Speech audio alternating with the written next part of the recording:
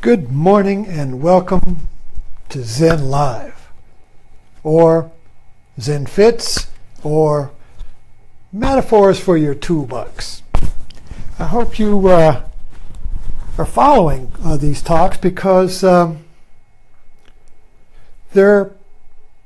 developing. I'm discovering that every day a new insight, something is growing. Something is alive. I don't know what it is. Something is alive. What shall I be? Well, the something that is alive is the intention to understand. And the intention to understand is the intention to be whole, to be one, to include that which doesn't fit. See, when things don't fit, I don't understand this. I understand that, but I don't understand that. There's a dissonance. There's a conflict. And the drive of consciousness is to be one. When there is one without a second, I'm home. No dissonance, no conflict, no rub. It's like the oyster is driven to create the pearl because of the dissonance with the grain of sand, you see. So this is creativity. This is life. And so I'm discovering that my talks with you, like this morning, I was out sitting out on the porch, I was reading, and I read Albert Lowe. So I recommend all of his works. Albert Lowe. He's a Zen, he's died now, but he was ran the Zen monastery or center in Toronto, I think, Canadian. But he's written many books. And all of his books have an unfolding of consciousness and how it's constructed and what is it and what is creativity. And this is all from a Zen point of view, you see. And the reason I keep saying Zen, like today, the Zen of Trump, or whatever I say, the Zen of this or that, you see. Zen is a metaphor for the realization of wholeness or oneness, a single idea that transcends the dissonance of something that doesn't fit. When something doesn't fit, but it must fit, the tension creates a single idea that is transcendent of the pairs of opposites or the conflicting frames of reference. And this single idea is the one without a second. And it's a creative idea. And it solves the problem. Why didn't I think of that before? Okay, so we're looking at, yesterday we were looking at Let There Be One. And today we're going to kick this can down the road using Tolle quotes, and very neatly, today's quote fit right into what we're developing here. It's called The Man in the Mirror. Now here's the quote. Very unconscious people experience their own ego through its reflection in others. When you realize that what you react to in others is also in you, and sometimes only in you, you begin to become aware of your ego. Isn't that interesting? Very unconscious people experience their own ego through its reflections in others. Okay. Now, the metaphor here is the man in the mirror. So the world is the mirror, and what we are unconscious of, very unconscious or a little, and we're all a little unconscious to some degree. We're all to some degree unconscious. Some are very unconscious. But either way, what we don't like, what we resist, is a reflection of our own unconsciousness or ego in the mirror of the world. Now, Trump, our beloved Trump, while factually is this or that, depending on whether you are a Trumper or not a Trumper, okay? We're looking at two realities here that are coming to a great cosmic wrestling match between Trump and Comey. It's like these two realities, the objective reality of the media, and the objective reality of the majority of people, and the subjective and the other reality of those who see Trump as an outsider who's going to come in and fix the world, fix America, a dirty Harry. Shane, you see, the outsider who's coming in to restore America, you see. That's the myth. So anyway, besides that, but what we're at here is two realities, each of which uses the same facts to support as its own frame of reference.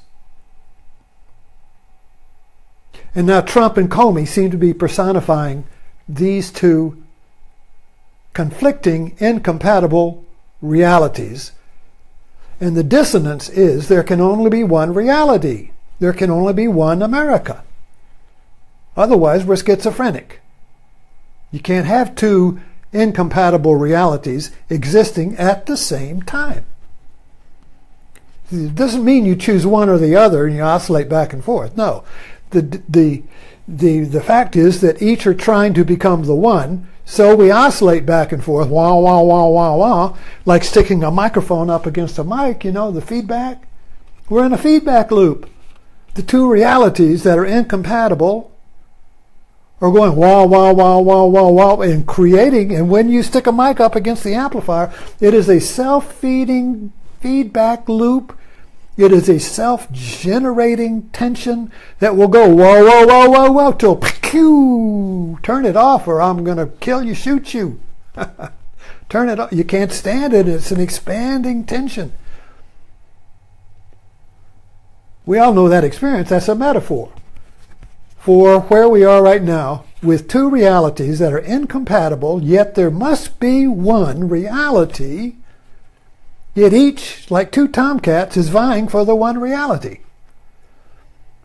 And the media is going, wow, wow, wow, wow, wow. All the commentary. They're trying to find the one, but they can't through comments and through thinking and through talk, through yada, yada, yada. Talky talk, you see. So let's take a look at this man in the mirror and see why there is this dissonance. Okay. The image comes to mind of Michael Jackson. I think I posted that when I was writing about this before in my pre-talk writing. What I do now is I get an idea, and it's usually within between 7 and 8. I get the single idea that solves the dissonance, that transcends the dissonance, and creates a single idea, and I rush to share it. You see. So anyway, the single idea, and then that single idea is expressed in a metaphor, an image. And the image that expresses this today, Tolle's quote, and what we're going to talk about, is the man in the mirror. And the best one about that is Michael Jackson in his song, Man in the Mirror. Now, Tolle quote says that the very unconscious person sees his own ego in the mirror and attacks it. So the unconscious person, which now again, we're not saying, oh, Trump's unconscious, I'm not. No, we're all unconscious because we're all creative and alive. So life, you see, is a play. It's like consciousness must be one. And one means one that cannot be second to none, cannot be divided. So consciousness can't be divided. If it's divided, you're schizophrenic. Or you're bipolar, and you've got two separate personalities, neither of which is communicating with the other. There are a lot of movies and books about this. A bipolar personality, two or multiple personalities, neither of which is communicating with the other. So you're doing one thing here, and then you turn around and you're talking to someone and you have no idea what this other person did. Well, see, that's insane. But it's a metaphor because the consciousness must be one. So you got one. But all of this outside of this is unconscious, you see. So consciousness is always expanding. Like the universe, consciousness expands to include what it doesn't know. So consciousness expanding is inclusive. You see? But what happens when you fix yourself in your consciousness as a fixed map or a fixed world? And it's fixed because it gives you a place and meaning. You stop growing now. Now the movement is inclusive down to the fixed point. Hope I'm not getting really screwed up, you see. In other words, the fixed point of me, you see, fixes my sense of self and who I am in the world, and it doesn't want to change or include other factors. So it's inclusive, it's fixed, you see. And when that fixing happens, consciousness stops expanding. Now there is a very powerful unconscious that the fixed consciousness does not want to include, so it's projected out and seen in the mirror of others. Now, one thing is very apparent about Mr. Trump is that if you notice and you go back over the campaign and listen to him talk about crooked Hillary, everything he blamed Hillary for, he's now doing himself. And now he's criticizing Comey for being a leaker, yet Trump is the biggest leaker of all. He's made a career out of leaking. It's a way of leaking is a power move. Is useful, and he's a master at it. He's even caught leaking to the press for to maintain his fixed position. So the point is not to criticize Trump, but to point out how your enemy for the unconscious mind is a reflection of yourself. And the world then is a mirror, so it's filled with enemies of me, which are all projections of my unconscious that I refuse to include. This, Jesus puts it simply, love your enemies. Which is basically saying, love the reflection of your enemy in the world because it's you. You and the world are one, but you see it is two. Me against the world, you see.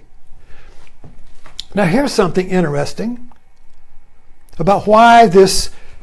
See, Trump could go along with this, and he was successful in this, and he succeeded in maintaining his Trumpness, the one at the top, the one that was out a second, number one, the winner, you see. He maintained that and made a career out of it very successfully and said it was good business. Okay, fine.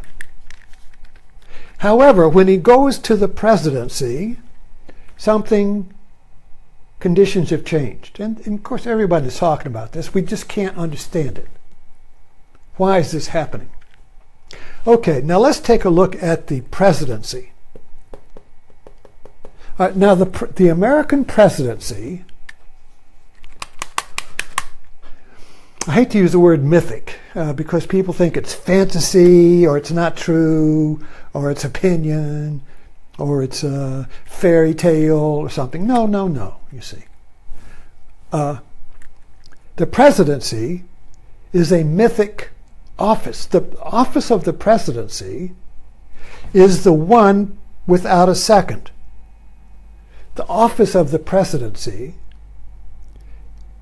is kind of like the king, the monarchy that we got rid of, but instead of making the monarchy of England was given flesh and blood by an inherited family.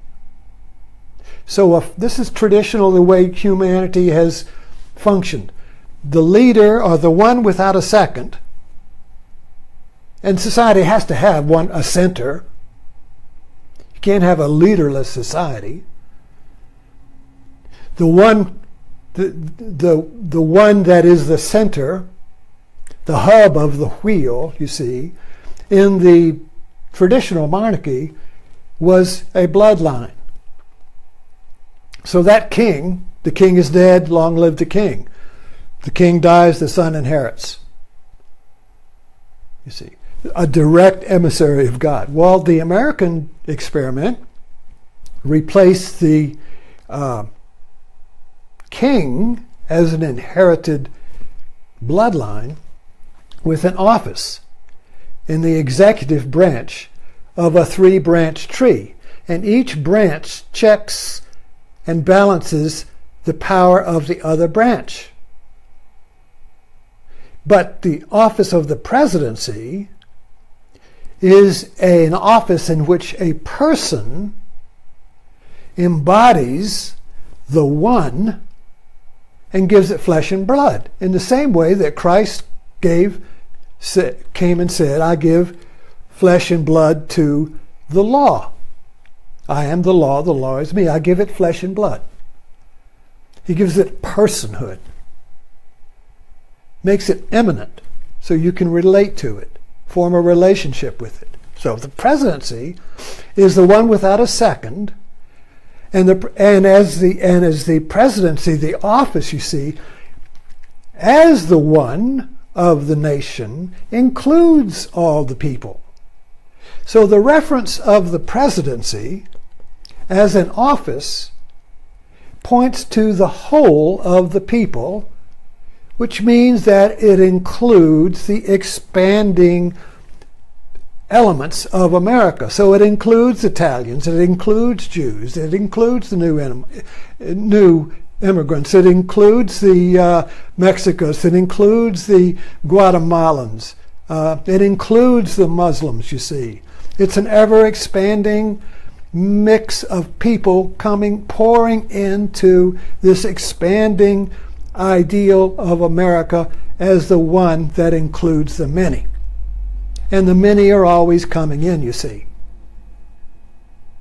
So that's what that's the frame of reference for the office of the presidency. So now the presidency is a single idea that transcends two incompatible frames of reference. Now, what are the two incompatible frames of reference that the presidency as an office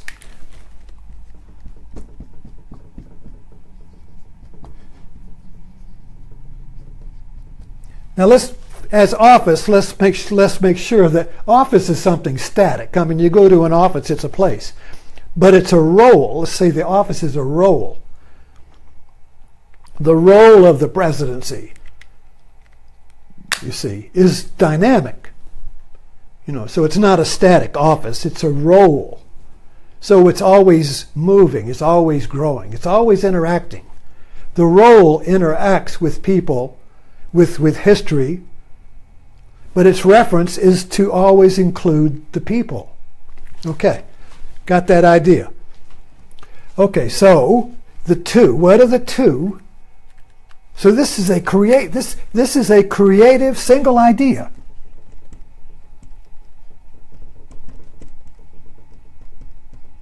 It's a aha. This idea. And this is so common we don't even see it. In the house, my wife is a master at this. You got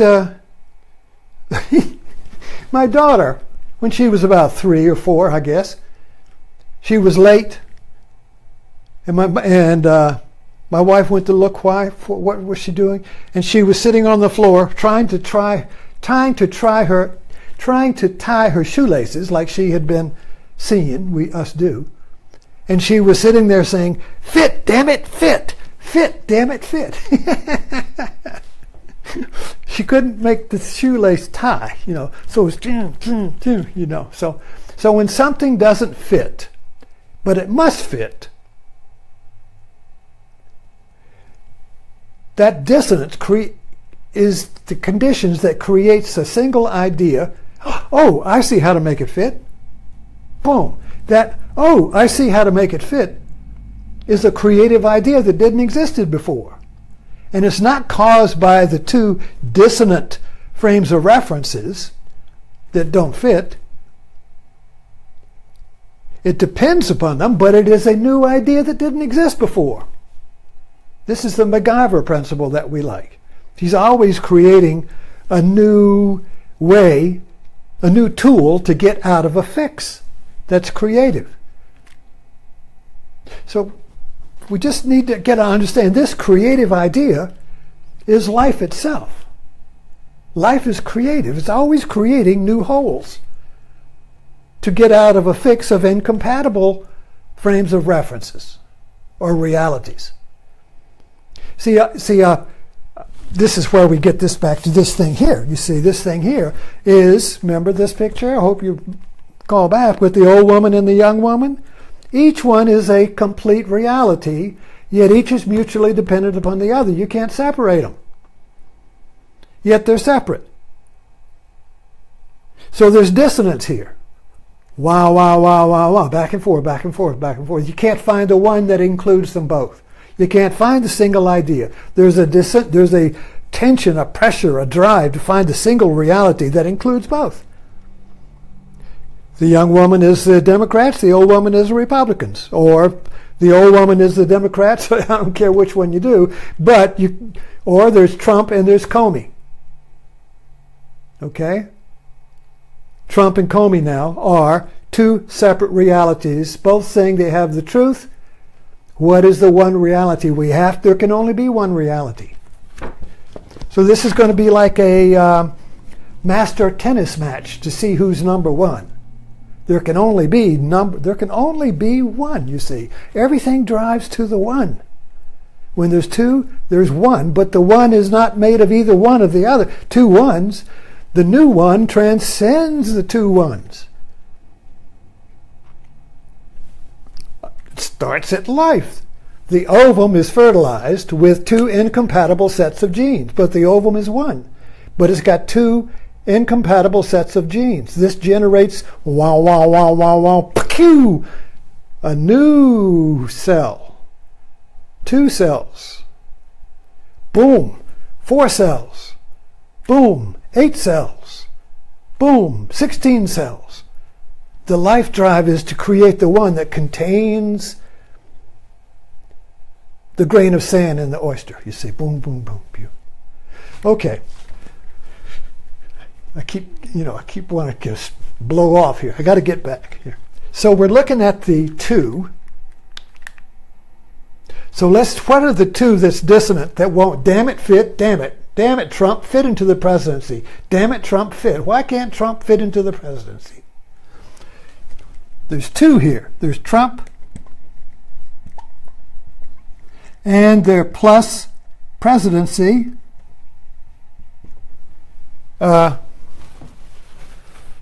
Trump plus office, or role. Let's put role. Trump plus role equals the one that has no second. Trump plus role, or presidency, becomes the creative one that generates creative ideas or policy that solves the dissonance of the nation in its current moments. You get that idea? Please. I'm just working this out myself right now. Yesterday I've been bringing this back up and forth. This battery is a metaphor for the transcendent one. Okay, you got the positive and you got the negative. Okay, so you got one end, you got Trump at the end, plus Trump plus the office equals the one that contains the two opposite realities. And the one here, the battery now, is a source of energy. So the idea we're struggling to understand here, the single idea, is that when a man, a human being, a personality, with all the flaws and imperfections of humanity, plus is added to the role of presidency. Now here again, the role is, I don't want to have to bring God into this, because, but this is the role of the presidency, the office is an ideal. It's a function of wholeness. So there has to be so the role, in other words, when a man becomes presidency, his virtue is to surrender to the role of presidency, and through that surrender to the role, a single transcendent one is created. And this single transcendent one that is created through the death of the man into the role is a power generating one, like this battery that is generating energy to run your flashlight, because it contains the two separate and dissonant realities. Okay, so president has to surrender to the role in order to become the one. And in movies, this is all the one. Matrix, the one. The Mahdi. Islam is based on the one. Jesus, the return of the one. You see, the king will return and restore the one. The single unit, Dirty Harry, or the Western hero who comes in to save the dissonant civilization or town that is conflicted. He's the one. This is why so many of us have fallen for Trump, because he is the outsider who's coming in to clean up this corrupt, dissonant Washington and government. He's the one that cannot be divided. And he won the presidency because he could not be divided on the debate stand. Nobody could defeat him. He was the one without a second. Nobody could wipe him out. Nobody could knock him off. It worked. He was brilliant. But in order to become the president, Trump's got to die. He has to surrender to the role. And we all do this. You get married. You die, each one dies into the role or office of marriage. Each one surrenders to the one, which is the marriage, so that you have two dissonant parts, opposite frames of reference, male, female, me, me, two me's, each one referencing themselves as a single unit. So you got two single wholes here, me and her and me, dying into the relationship as the one. And when two die into the relationship as the one, it becomes creative, and you make people, you make babies. Or you have creative duos like Rodgers and Hammerstein. Two separate individuals die into the creative one, and they produce musicals. So Trump plus the role that is transcendent of man. You see, the role is a function of wholeness. The role of presidency is a function of unity, or creating the one out of the many people. So the role of the presidency is a flesh and blood role of a person who is willing to die into that office. which goes right back to the fertilized ovum. The sperm dies into the ovum. He's no longer a sperm. And the ovum is no longer an ovum. They both die to create a single whole that has a creative tension of two sets of genes. And this creates the tension and the creativity of life. Wow, wow, wow, wow, wow, you see. So, there's death in life here. This is life.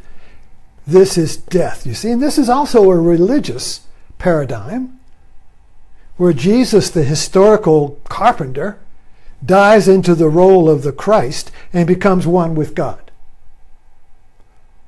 And this is a creative generating unit, whole, you see. So Jesus is a energy generating one, you see. And that's why people who die into Jesus are full of energy. So you got to do in order to be one with Jesus, you have to do what Jesus did and die into the role of being love. So love is a role, a function of inclusion. See? So life is inclusion. Life is always including its opposites. Life is always creating new wholes. So in this sense, the presidency as an office is a life-generating function that makes our government work. So, Trump, because his reference is to, you see here, the reference of the role is to the whole, and Trump's reference is to me as a single unit. Okay? So this is fixed. Trump is an example of a fixed me, or a fixed sense of self.